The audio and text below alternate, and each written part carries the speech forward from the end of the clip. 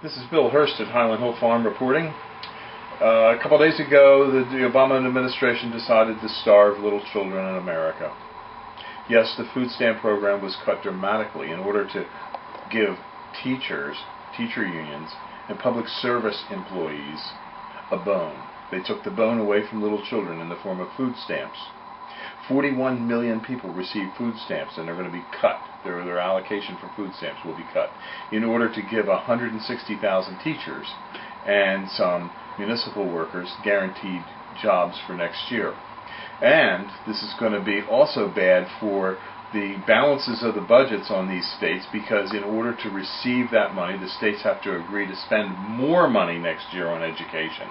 At a time when class sizes should be shrunk and teacher loads should go up, in other words, there should be more students per classroom for each teacher in order to help save money, the federal government is actively taking money out of the mouths of little babies and children in order to give teacher unions their due.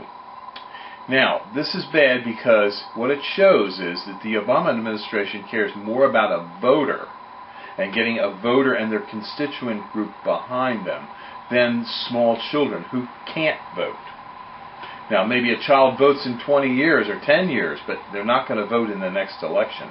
So the Obama administration won't pander to them. So this is another example, a blatant example, of the Obama administration playing politics with little children and their health and their welfare. They talk the talk about wanting everybody to have health and welfare and, be taken care of. But when it comes time to putting food on the table, they take it away. In fact, when it comes time to putting food on the table, Michelle Obama goes over to Spain with so-called 40 friends and 13 limousines and 2 helicopters and probably 400 Marines stationed offshore to help rescue her if she runs into a problem. And then she tells us, well, she did it because one of her friends' father died. Now, blame it on a dead dog. For heaven's sake, do people really believe the bullshit that they put out? Oh my gosh, I just get so upset. But thank you very much for listening. Goodbye.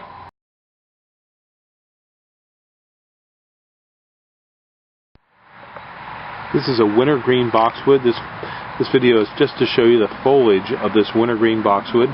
If you can look carefully inside, you can see the darker foliage of the old growth and the lighter yellower growth of the new foliage. The new foliage will darken over. It's a nice idea to take the foliage and trim them back slightly each year. It gets better airflow into the plant and makes for a hardier, healthier plant. We're located on Route 313 in Fountainville, PA. We sell thousands of trees, plants, and shrubs. We specialize in a lot of deer-resistant plants, and this is, of course, a great deer-resistant plant. Green Mountain Boxwood likes sun but can take a little bit of shade, and it's very cold hardy. We do deliver and plant these up and down the East Coast for you. Our website is seedlingsrs.com, and our phone number is 215-651-8329. Here in Fountainville, we have a couple hundred acres, and we have a couple thousand acres in Bradford County near Milan, PA. So give us a call at 215-651-8329. Thank you. This is a close-up of foliage of a Leland cypress. Leland cypress foliage is one of the nicest colors you can have in your landscape. It's considered to be a bluish green, and if you look at the stems, you can see the stems here that are being formed have a little bit of a purple cast to them. This is an actively growing plant. It's actively growing at this time of the year, and it's probably growing pretty near a half an inch a day. It's really pushing out some real rapid growth. These are growing rapidly because we have a drip water system on them, and you can see the drip lines down in there, and they're fed to different zones through a controller. We can just turn one zone on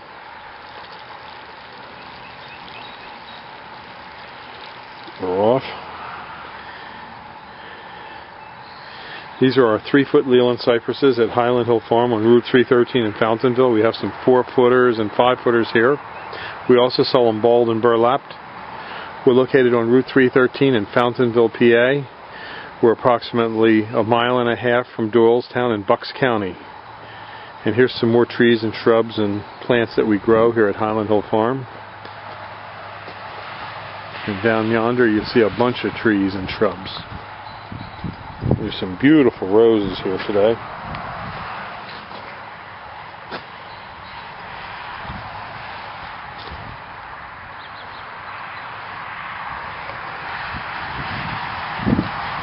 These just nice colors, vivid colors to them. Here's a beautiful orange colored rose. We're located on Route 313 in Fountainville. This is our main office. We have a couple hundred acres here in Fountainville, and we have a couple thousand acres in Bradford County, Pennsylvania.